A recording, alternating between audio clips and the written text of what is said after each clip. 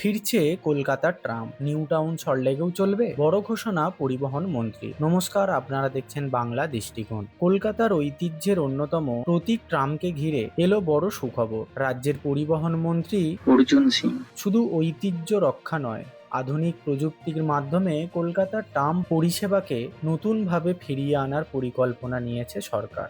সরকারের লক্ষ্য, বর্তমানে যে কয়েকটি ট্রাম রুট চালু রয়েছে সেগুলিকে পুনরুজ্জীবিত করা। এরপর ধাপে ধাপে ট্রাম পরিষেবা বাড়িয়ে সল্টলেক, নিউ টাউন ও প্রয়োজনে অন্যান্য গুরুত্বপূর্ণ এলাকাতেও নিয়ে যাবার পরিকল্পনা রয়েছে। এই প্রকল্পে রূপরেখা তৈরির জন্য বিশেষজ্ঞ সংস্থা রাইটস বা RITES কে দায়িত্ব দেওয়া হয়েছে। এতেই শেষ নয়, দক্ষিণেশ্বর ও কালীঘাট মন্দিরকে ট্রাম পথে যুক্ত করার সম্ভাবনাও খতিয়ে দেখা হচ্ছে।